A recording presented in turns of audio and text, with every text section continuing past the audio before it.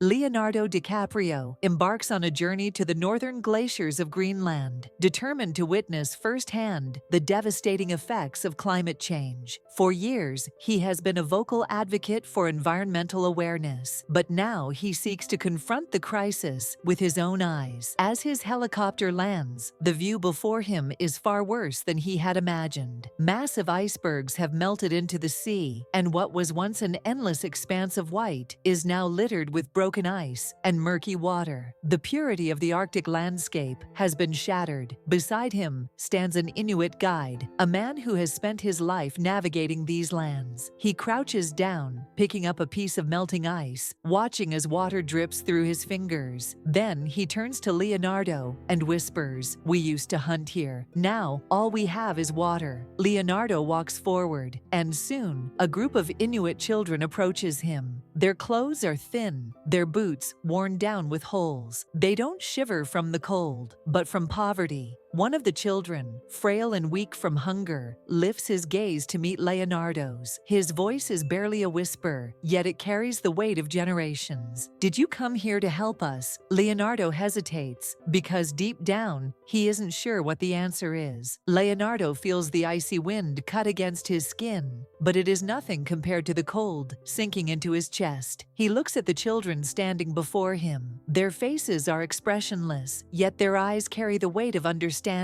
They have seen the tragedy unfold day by day, and now it is etched into them. Silent, yet permanent, a group of Inuit children leads Leonardo to the edge of the glacier. Beneath his feet, the ice feels softer than it should be, fragile, unstable. He steps carefully, but the children walk with ease. This is their home, but their home is disappearing. "It used to be all white," a small child murmurs. His voice is barely louder than the wind. "I was born here. My father's house was right there." He points toward the water, but there is nothing. No house, no land, no past. Leonardo swallows hard. There is nothing he can say. Some moments leave no room for words. Another child speaks, his voice steady, but carrying a quiet grief. "My father used to hunt every day. We had fish. The snow was clean. But now the water is dirty. The fish are gone." He hesitates before adding the final blow. "And we are hungry." The last word lingers in the freezing air. Hungry. Leonardo takes a deep breath, but even the air feels sharp, like it's slicing through his throat. Then, another voice breaks the silence. It is not loud, but it is devastating. "My mother died of hunger." The weight of those words crushes the moment. It is as if the ice beneath them has cracked apart. Leonardo's eyes widen. He swallows hard, but no words come out. Nothing he has seen before, not in documentaries, not in the news, not even in the most heartbreaking films, has prepared him for this. The child continues, his tone eerily calm. "We had no food for days. My mother always made sure we ate first. She said she wasn't hungry, but she was lying." Leonardo clenches his jaw, his breath unsteady. He feels it now, this unbearable weight pressing on his chest. And then, one day, she didn't get up again. Silence. It wraps around them like a thick fog, suffocating and endless. Then, a thunderous sound rips through the air. The children spin around. Leonardo turns toward the noise. The ice is breaking. A massive chunk of the glacier tears away from the land. It crashes into the sea with a deafening roar, sending shockwaves through the water. Leonardo instinctively steps back. The impact creates a towering wave that surges toward the shore. But this is not just a natural event, because on top of the floating ice, two dark figures remain. A polar bear and her cub, stranded on the drifting ice. The mother bear panics, her instincts screaming at her to protect her child. But the ice beneath them is disappearing, melting away second by second. Leonardo holds his breath. This is not nature at work. This is nature in crisis. The mother bear nudges her cub towards safety, desperate to save it. But the ice slab continues to shrink. The water rises. The cub struggles. And then, the ice vanishes beneath the cub's paws. The small body plunges into the freezing ocean. The mother bear lets out a desperate cry, clawing at the water, trying to reach her baby. But it is too late. Leonardo exhales, his voice barely a whisper. "My God, what have we done?" Beside him, one of the Inuit children stares blankly at the water, then turns to Leonardo. His voice is quiet, almost emotionless. "We didn't do this, you did." Leonardo slowly looks at the child. He doesn't need to ask what he means. The truth is everywhere, in the melting ice, in the vanishing species, in the suffering carved into these children's faces. The destruction is not just beneath their feet, it is happening everywhere, and with every passing moment, another life is lost. The massive chunk of ice drifts further into the freezing waters, rocking violently with the waves. The mother polar bear, sensing the danger, frantically tries to keep her cubs safe. But the ice beneath them is breaking apart piece by piece. Leonardo stands frozen, watching helplessly as an entire ecosystem collapses before his eyes. The mother bear nudges her cub toward the shrinking edge, urging it to hold on. But the ice continues to shatter. The waves, relentless and unforgiving, surge forward, crashing against the last remaining piece of solid ground. And then, the final break. A powerful wave hits, and the last fragile piece of ice gives way. The cub slips, losing its footing. For a brief moment, its tiny claws scratch at the surface, desperate to hold on. But the ocean is stronger. The cub falls into the freezing abyss. The mother bear lets out a harrowing cry, diving into the water, trying to reach her baby. She thrashes, claws slicing through the icy waves, but the current pulls the cub further and further away. Its small body weakens almost instantly in the numbing cold. Leonardo holds his breath, his chest tight with agony. He has watched tragedies before, on screens, on stages, in carefully crafted stories.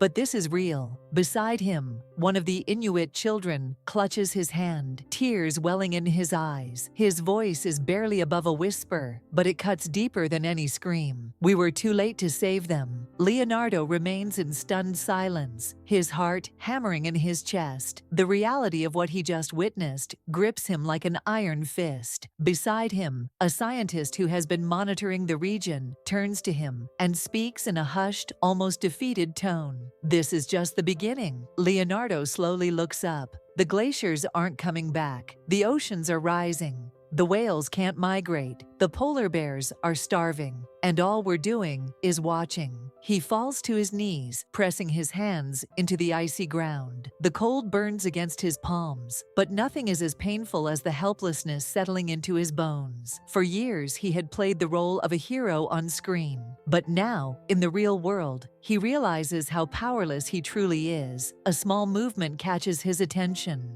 One of the children reaches into his pocket and pulls out a crumpled plastic bottle. He holds it out to Leonardo, his expression unreadable. "My father told me this place used to be clean. Now there's trash everywhere." Leonardo takes the bottle in his hands. His fingers trace the faded logo, a recognizable brand, from a country far away. In something as small as a discarded bottle, he sees the weight of an entire civilization's negligence. Before leaving, Leonardo turns back one last time toward the mother polar bear. The ice is gone, the cub is gone, and yet the mother bear still stares into the water, as if refusing to believe what has happened. Leonardo feels something hot trail down his cheek, not from the cold, but from the sheer grief of witnessing a species lose its future in front of him. This isn't a scene from a film. This isn't something that can be rewritten. This is nature's brutal reality. As he boards his plane, his emotions clash between rage, sorrow, and an unbearable sense of guilt. He looks out of the window as the last icy landscapes fade below him. He knows he must do something, but is it already too late? As the plane ascends, he stares at the vast sky and whispers to himself, "If the world won't forgive us, then we must at least fight." And from that moment forward, Leonardo DiCaprio is no longer just an actor. He is a man on a mission to save the planet.